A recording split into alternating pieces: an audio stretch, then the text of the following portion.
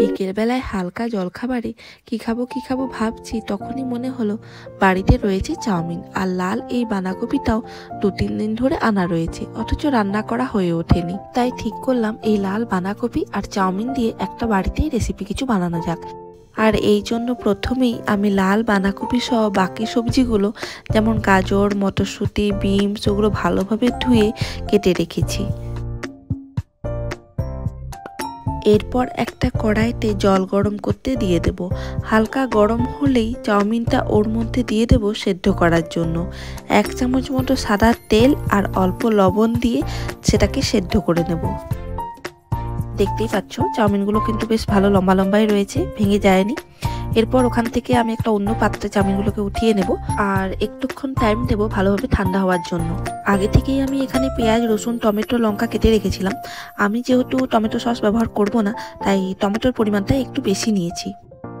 এরপর কড়াইতে সাদা তেল নিয়ে ওর মধ্যে সবজিগুলো দিয়ে দেব, বিশেষ করে গাজর আর বিনসগুলো। এরপর হালকা হালকা করে কিছুক্ষণ ফ্রাই করার পর এক এক করে ওর মধ্যে দিয়ে দেব পেঁয়াজ আর রসুন।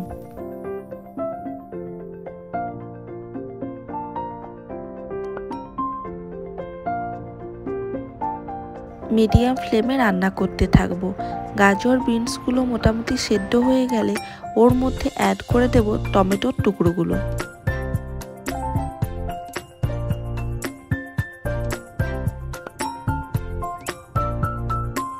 সবশেষে কেটে রাখা বাঁধাকপিটাও ওর মধ্যে অ্যাড করে দেব।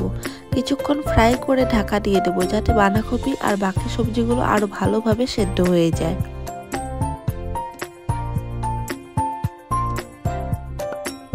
গ্রিন, ইয়েলো, পার্পেল সব কালার মিশিয়ে যেন বেশ কালারফুল লাগছে, তাই না? যাক, ভালোভাবে সমস্ত সবজি কুক করা হয়ে গেলে এর মধ্যে আমি এবার সেদ্ধ করে রাখা চাউমিনটা অ্যাড করে দেব। জল ঝরিয়ে ঠান্ডা করে রাখায় চাউমিনটা কিন্তু বেশ ঝুরঝুরে হয়েছে আর মোটামুটি গোটা গোটাই আছে, ভেঙে যায়নি।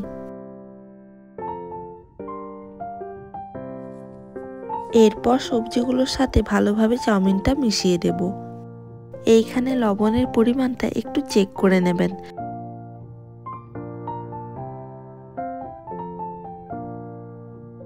লো ফ্লেমে রেখে লাল বাঁধাকপির সাথে চাউমিনটা ভালোভাবে মেশালেই গরম গরম টেস্টি টেস্টি চাউমিন রেডি হয়ে যাবে।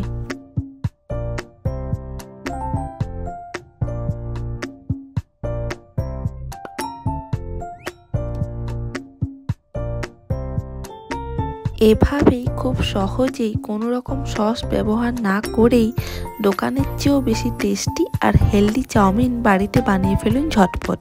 আর কমেন্টে জানান কেমন লাগলো আপনাদের আজকের রেসিপি। টাটা।